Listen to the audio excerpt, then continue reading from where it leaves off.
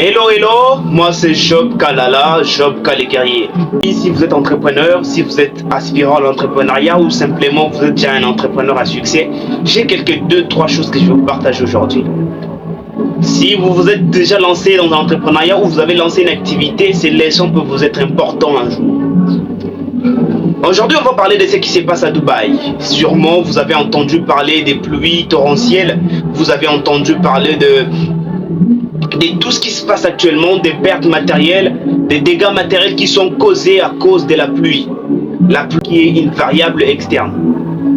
Alors, avant d'aller plus loin, je te demande de me laisser un like et un commentaire s'il y a possibilité. Ce serait très sympa de ta part.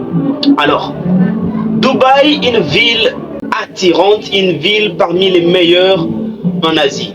Une ville en tout cas exceptionnelle en termes des bâtiments, en termes des immeubles, en termes des gratte-ciel. C'est une ville la plus attirante en Asie.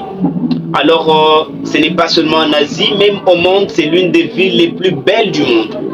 Actuellement, la ville est en train de connaître une situation compliquée. Vous voyez sûrement en image combien il y a eu des dégâts matériels, il y a eu des pertes humaines, il y a eu des pertes matérielles, il y a eu des pertes en termes de bâtiments, il y a eu en tout cas beaucoup de pertes.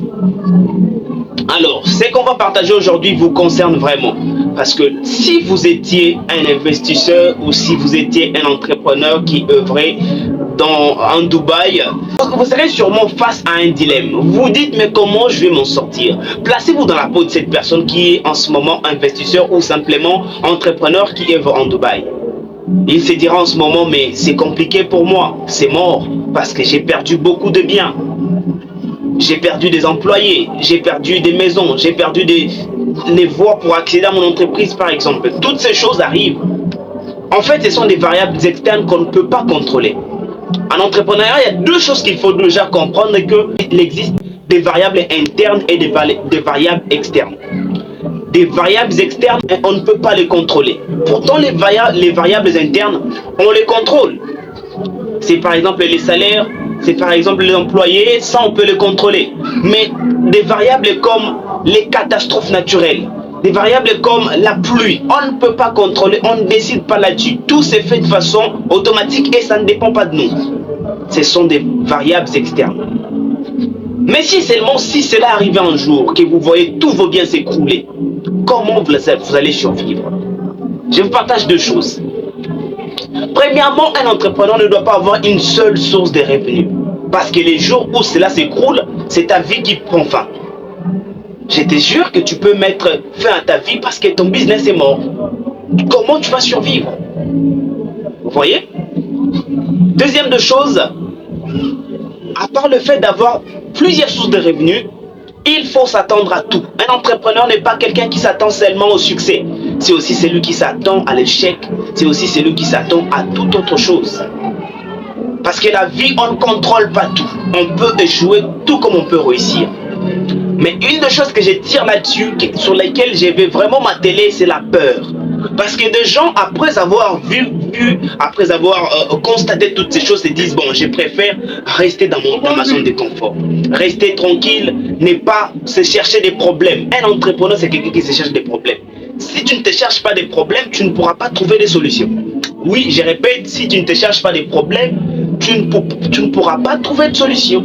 Les entrepreneurs, les gens qui ont atteint un succès fou actuellement, sont des gens qui, à un moment, ont pris la décision de prendre les risques. C'est-à-dire d'affronter les problèmes. Ils savent que c'est un problème. Oui, il va quand même faire le prêt, il va quand même à la banque pour demander des prêts et puis lancer une activité. Il a pris les risques, c'est un problème qui s'est créé.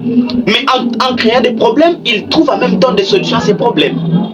Vous voyez? Vous ne devez pas rester dans votre peur parce qu'il y a des problèmes qui arrivent. Un entrepreneur, c'est savoir aller malgré qu'on a peur. C'est aller avec la peur. C'est ça le courage. On tremblote, mais on avance tout de même. En fait, ce que je vais vous dire aujourd'hui est simple. Un entrepreneur ne doit pas avoir peur d'avoir peur. C'est ce que je voulais dire. Il faut aller, même si vous avez peur, il faut avancer.